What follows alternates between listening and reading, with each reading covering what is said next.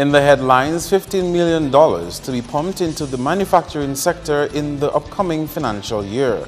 Caretaker of the Salisbury constituency updates on infrastructure projects there and a massive drive underway to develop the country's human resource capacity.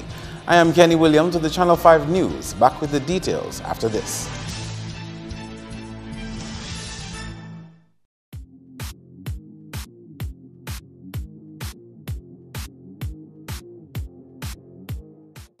Thank you for staying with us. First up, $15 million have been pledged for the development of the country's manufacturing sector. Here is Andrea Louis with more. The announcement was made by Prime Minister Roosevelt Skerrit when he addressed a town hall meeting in Newtown on Monday. In December last year, the Prime Minister had met with stakeholders in the manufacturing industry to discuss how government can assist on the forward movement of the sector.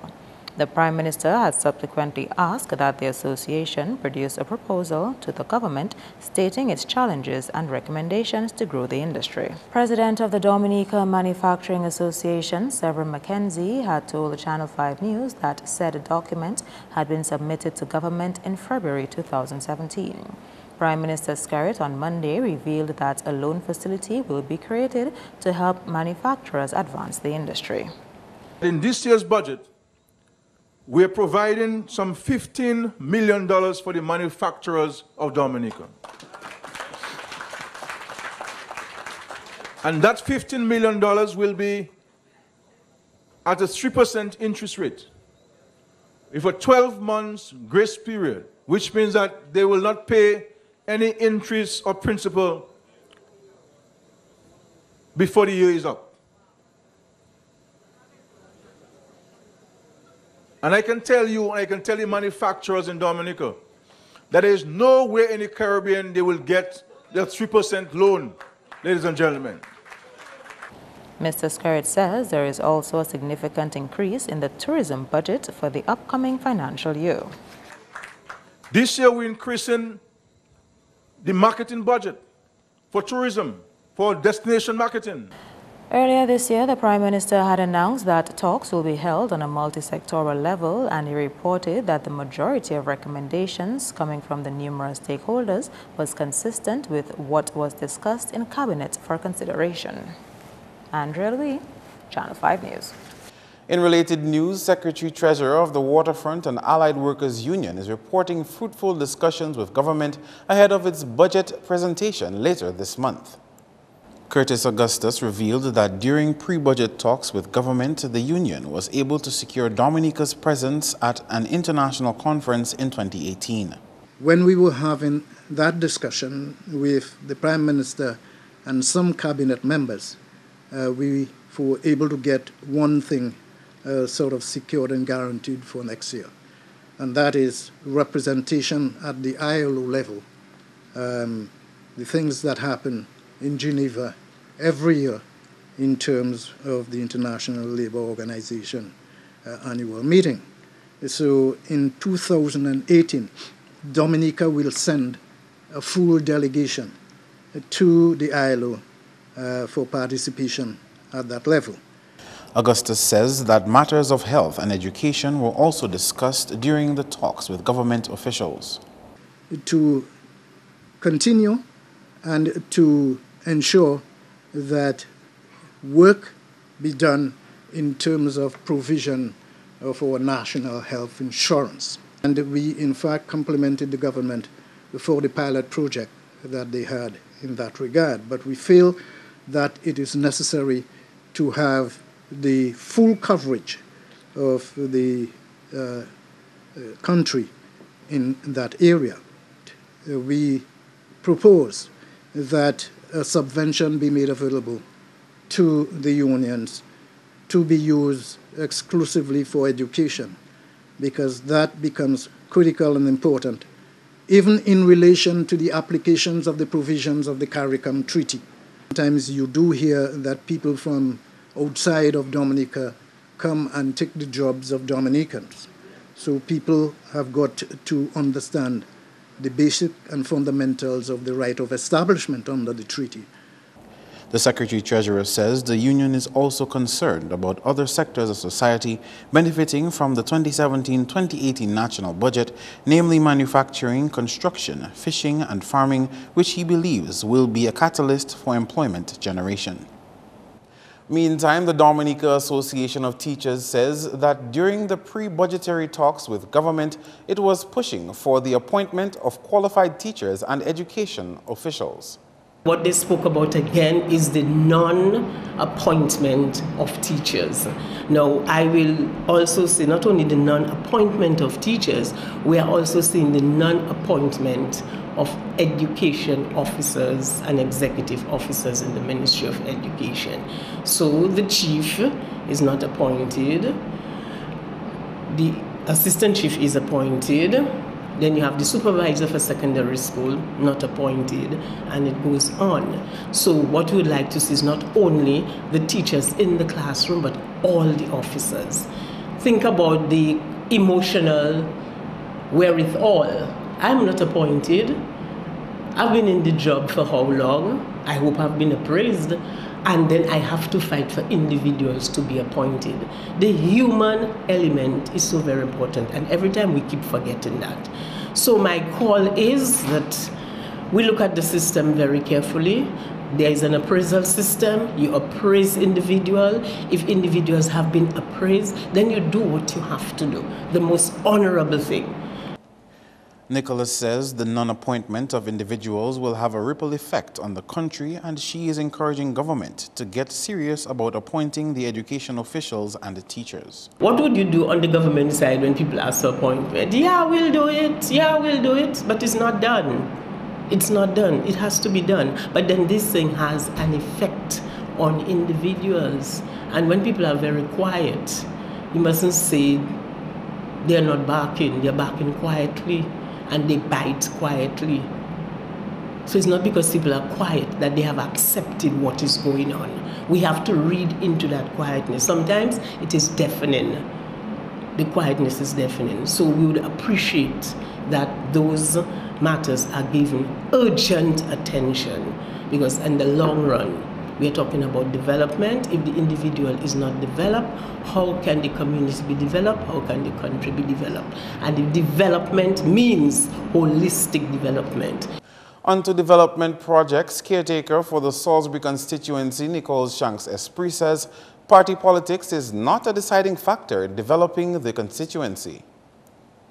He spoke to Channel 5 News during a tour of ongoing infrastructure development works taking place there. Esprit said the government is spending $2.5 million so far for this year. It includes $369,000 for the Wasco's pipe replacement project, $278,000 for 4 interventions on the main Salisbury Village Road, and $60,000 for asphalt patching. $135,000 is being spent to repair 700 feet of road near the Church Lane area. What do you have to say to claims that you are simply playing party politics when you go on these tours to present the projects that are happening?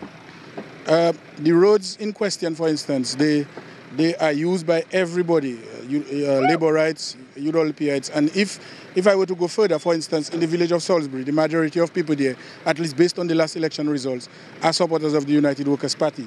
So when you do things there, it can never be because of politics. So we don't play politics with work. We do the work that is necessary to be done.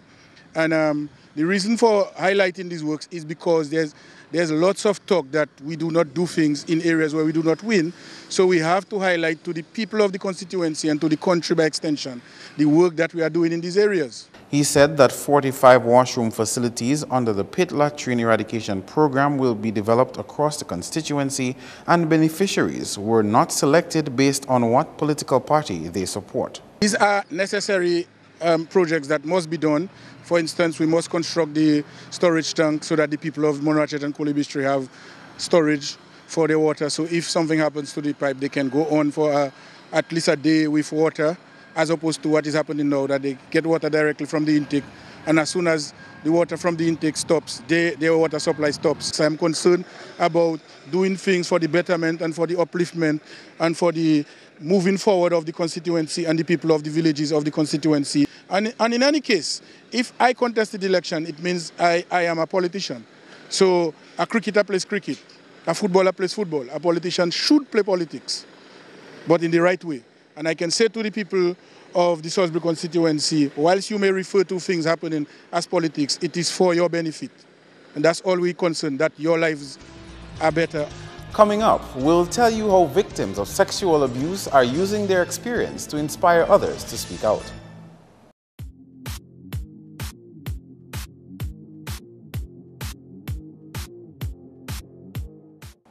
Welcome back. The government of Dominica is embarking on a massive drive to enhance the human resource capacity in the country. Speaking at a town hall meeting in Newtown on Monday, Prime Minister Skerrit said there are several programs on the cards to develop the various skill sets on island, and one of the more immediate plans will be to encourage people to become more qualified in areas of national priority. We'll also be launching a special program in the area of human resource development to have more graduate degree holders in Dominica.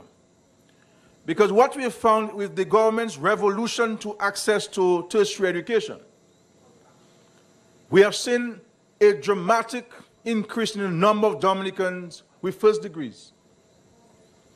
But you need a second degree to really get the real further in-depth knowledge of your area of discipline. So we'll be launching a special program to target people who are interested in doing their master's degrees. But those master's degrees must fall within the national priority. The Prime Minister disclosed that special training programs are also on the agenda for those in the technical vocational fields, such as electricians, masons, plumbers, and carpenters. And not only training you in an informal way, we will be training you in a formal manner. So at the end of the training program, you would receive a certificate of completion, so that if tomorrow you have to travel in another country within CARICOM to work, you have your skills certificate as a carpenter, a plumber, an electrician, a mason. So prepare ourselves for the graduate program, degree program, the master's degree program for Dominica. Prepare ourselves for a focused determination by the government to train people in the technical vocational fields, and ensuring that we can provide you with the civic cues that you require in order to take advantage of the jobs in the region. In other news, an organization advocating for victims of sexual abuse has released a magazine featuring some of their stories to create awareness on the issue. Executive Director of Lifeline Ministries, Tina Alexander, says the magazine, titled Book of Stories, Journeying from Victim to Survivor, is part of helping victims talk as well as finding help and solidarity. It features 10 stories detailing sexual abuse and is part of Lifeline Ministries' Pieced Together program. The program is an empowerment one that uses craft and journaling to help broken people to recover. You remember we had 16 days of activism last year against gender-based violence, and during that time Leve Dominique had a wonderful response to their open portal on Facebook for stories from people disclosing abuse. And we saw a lot of people provoked to share because they heard somebody else's story. And so this book has a whole load of stories in it that will help people to think, gosh, I'm not the only one. Funding support came from the Canada Fund for Local Initiative, and support in compiling stories came from activist group Leve Dominique. Alexander says care was taken to protect the identity of the victim storytellers. Some are straight from the person's own mouth, and some are compilations, because we're a small country and I really didn't want anyone to be able to be identified. So in some situations I've taken 2 or 3 stories that are similar and kind of woven them together. And then the people whose stories they chose the photographs to go with them. So some of them are unusual photographs, but that was their choice. Well, one pastor called me and she said, this is working, you know, Sister Tina. She said, I gave the book to somebody and straight away they said, oh, this one is like me. And that's the point of it, really. The magazines are being distributed through the network of the NGO Coalition for the Protection of Children and Youth. This network consists of 17 groups. Onto the fishing sector, fishermen of Saint-Sauveur and Casa Bruce have benefited from a promise made earlier from former parliamentary representative and current ambassador to the United Nations, Her Excellency Lauren Bannis Roberts. On Fisheries Day, observed on Monday, 10th July, over $20,000 worth of gear and equipment sourced under the World Development Foundation were donated to fishermen from the Casa Bruce constituency. Minister for Fisheries Johnson Drygo says he is pleased with advancements in the fishing sector in the recent years. We've seen the tangible success of the hard work in fisheries. As you know, just last year, coming into early this year, we invested over $4 million into the fishing sector. We upgraded all of the facilities in Roseau, in Portsmouth, and in Marigot. We placed fads across the island. We did put 2 mega fads on the East Coast in our waters. And I can tell you we are seeing the results of these mega fads. There are much more fish coming in. The catch is much larger on the East Coast.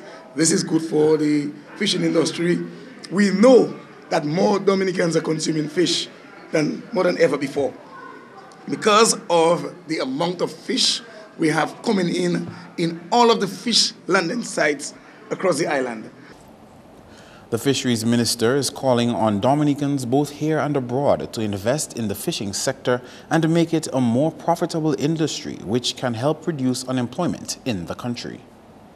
One of the areas you can make significant investment in is in supporting the effort of the government in ensuring that we have a thriving fishing industry in this island.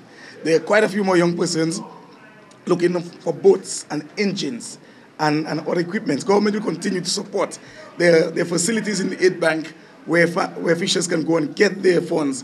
But if anybody out there listening to my voice want to support an industry in this country, the fisheries sector, the fishing sector is one of the areas they could consider making contribution to young people so we can get more of our young people out there employed. In keeping with government's commitment to developing the fishing sector, just last week, Prime Minister Skerritt handed over more equipment and gear to fishermen in the Newtown area.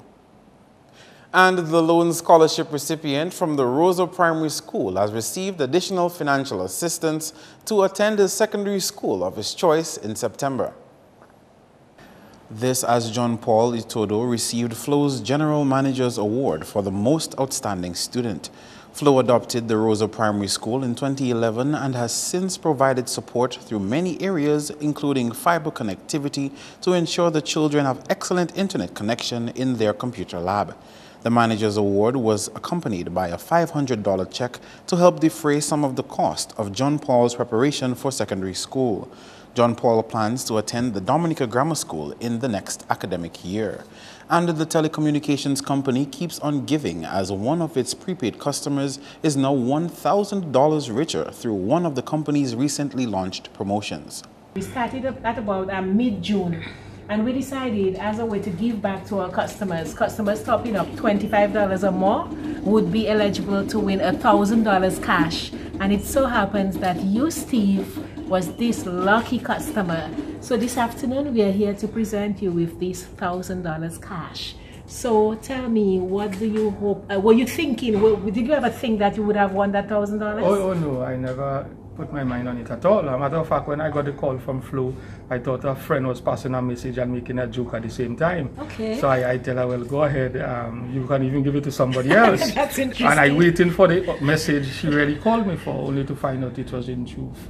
And in fact, a win I made. Meantime, Sheldon Kazemi of Newtown is the winner of a Samsung Galaxy J5 during Flo's Wacky Wednesday promotion last week. That's news. Stay tuned for your sports highlights.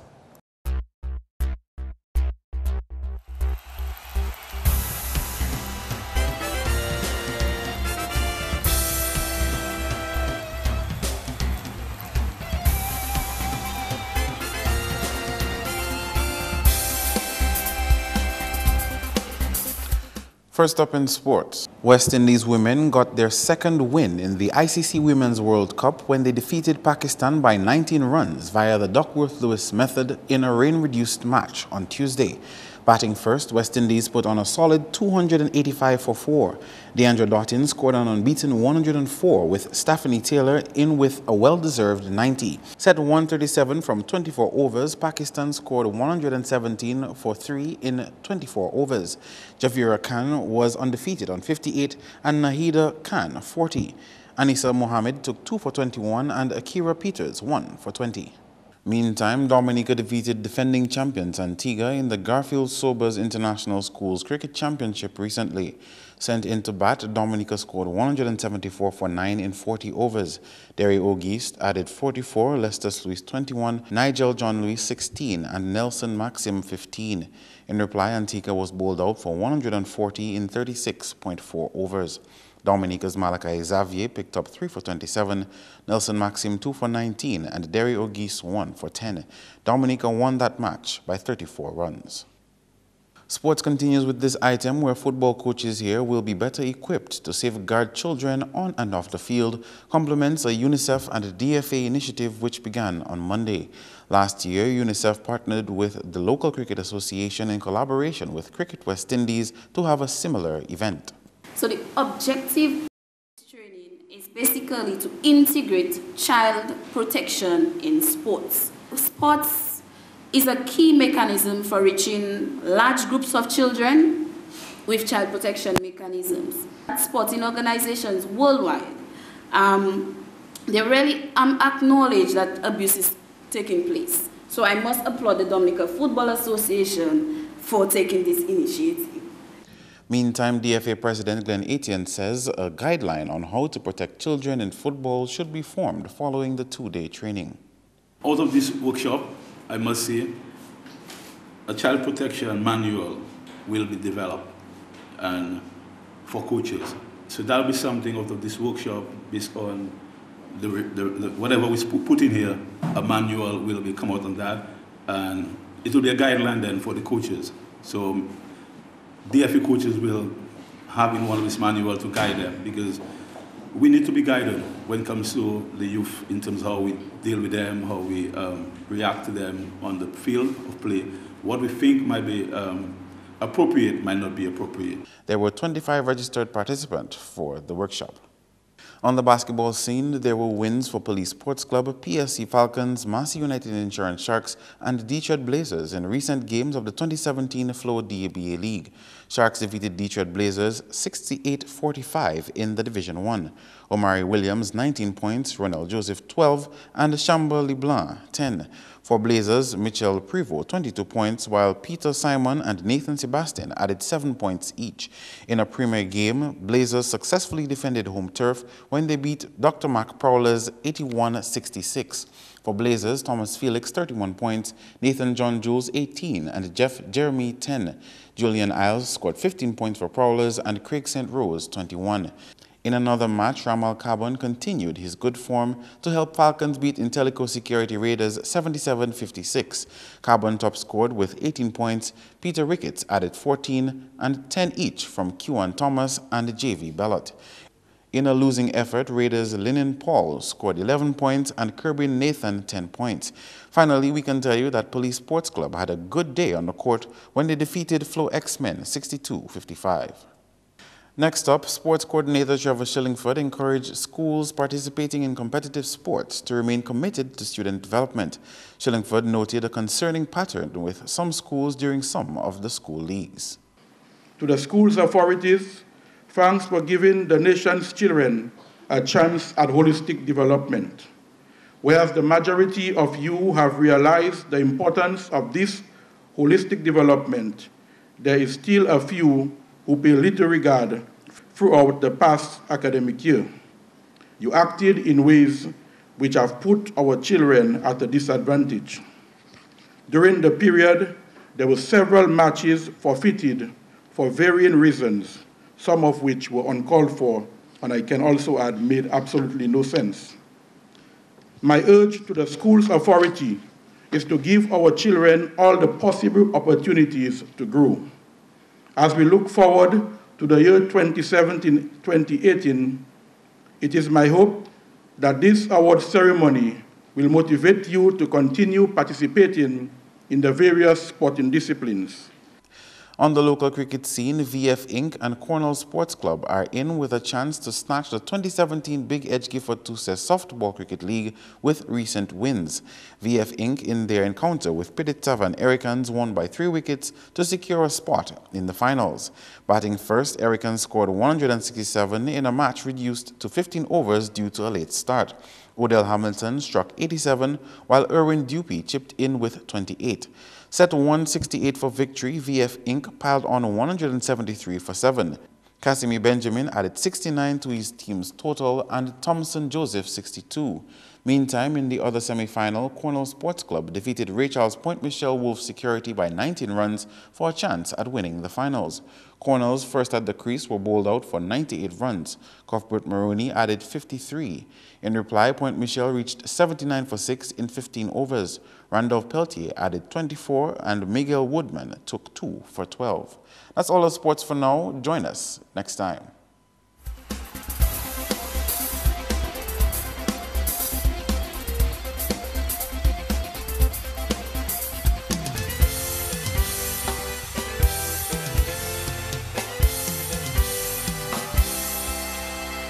Your weather report is next. Good evening and welcome to tonight's weather broadcast. I'm your presenter, Annie Corrette Joseph. We begin this evening by taking a look at earlier infrared satellite imagery, which showed this area of cloudiness just to the east coast of the island chain associated with a tropical wave expected to move over the area by tomorrow. Visible satellite imagery showed few low-level clouds over Dominica during the afternoon, which resulted in fair to partly cloudy skies. Radar imagery indicated some scattered showers over the Lesser Antilles during the afternoon. Conditions for tonight: increasingly cloudy skies with some scattered showers, and tomorrow partly cloudy to cloudy skies with some scattered showers. Sea conditions: slight to moderate in open water with waves up to 5 feet. Taking a look at conditions for the next 3 days, again a tropical wave is expected to affect the area tomorrow, resulting in partly cloudy to cloudy skies with some scattered showers, and this weather conditions is expected to continue into Thursday. Another tropical wave is expected to affect the area on Friday, which will result in mostly cloudy skies with showers and possible thunderstorm activity. Some breezy conditions can also be expected on Friday. Persons in areas prone to flooding, landslides, and falling rocks, you are advised to exercise some caution.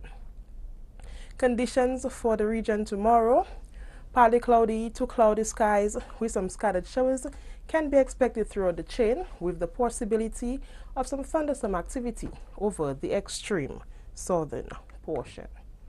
On the international scene, some thunderstorm activity expected in New York, Miami, Caracas, and Beijing. Partly cloudy skies in London and relatively warm temperatures in Beijing. The sun will rise tomorrow at 5:41 a.m. and set at 6:40 p.m. For up-to-date information, log on to our website at weather.gov.dm or call the weather hotline at 447-5555. Please remember that we are in the hurricane season. Please keep updated. Good night. To end the news, the headlines again. $15 million to be pumped into the manufacturing sector in the upcoming financial year. Caretaker of the Salisbury constituency updates on infrastructure projects there, and a massive drive underway to develop the country's human resource. Feel free to contact us at news@MarpinNewsJuly11th2k17. You can also access our past newscasts on our YouTube channel. On behalf of the entire production team, I am Kenny Williams. To all viewers around the world, we thank you for watching. Join us tomorrow.